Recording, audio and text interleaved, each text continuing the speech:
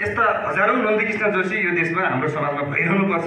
म धेरै धेरै धन्यवाद भन्न चाहन्छु, आभार व्यक्त गर्न चाहन्छु। र म एउटा कुरा भन्न चाहन्छु, यहाँ सम्माननीय पूर्व प्रधानमन्त्री पनि हुनुहुन्छ है। वास्तवमा सुदूरपश्चिम क्षेत्र संस्कृतिको धनी क्षेत्र हो र नेपालको जुन संस्कृति छ त्यो वास्तवमा सुदूरपश्चिम क्षेत्रको संस्कृति हो हैन।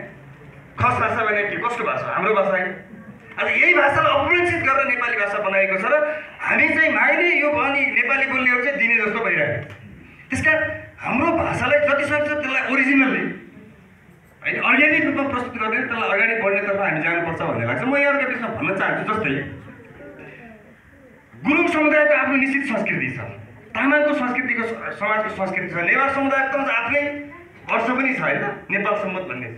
लगायतका आफ्ना चाहिँ तपाईँको भिन्तुनादेखि लिएर विभिन्न खालका नेपाल सम्मत जस्ता उनीहरूको आफ्नो संस्कृति, आफ्नो परम्परा आफ्नो छ। राई लिम्बूहरूको छ, थारूहरूको छ, अरू समुदायहरूको छ। तर कर्णालीभन्दा यता, बुटोलभन्दा यताका बाहुन छेत्रीहरूको खास संस्कृति के हो यहाँहरूले कसैले बुझ्नु भएको छ? मैले धेरै साथीहरूसँग बहस गरेँ, छलफल गरेँ। एउटा दसैँ बाहेक लुम्बिनीभन्दा यतातिरका बाहुन छेत्रीहरूले कुन चाहिँ संस्कृति अवलम्बन गर्छन्? के हो उहाँहरूको संस्कृति? कुनै छ?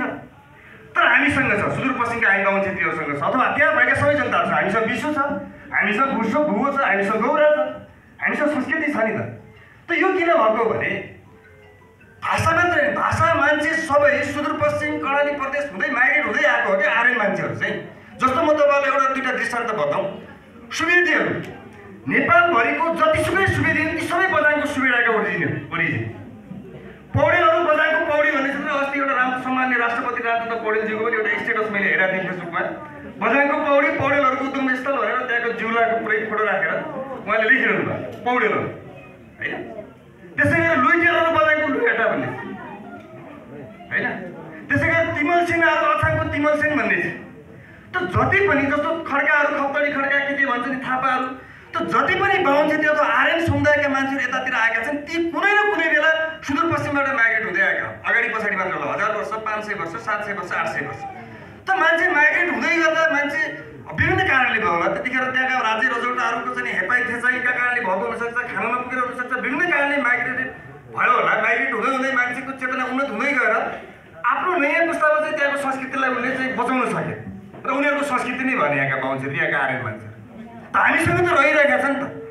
त्यसकारण जसरी चाहिँ गुरुङ अथवा जनजातिहरूको अथवा नेवार समुदायको अरू समुदायको आफ्नो टिपिकल संस्कृति छ, त्यसरी बाहुन छेत्रीहरूको आर्यनहरूको पनि आफ्नो संस्कृति छ।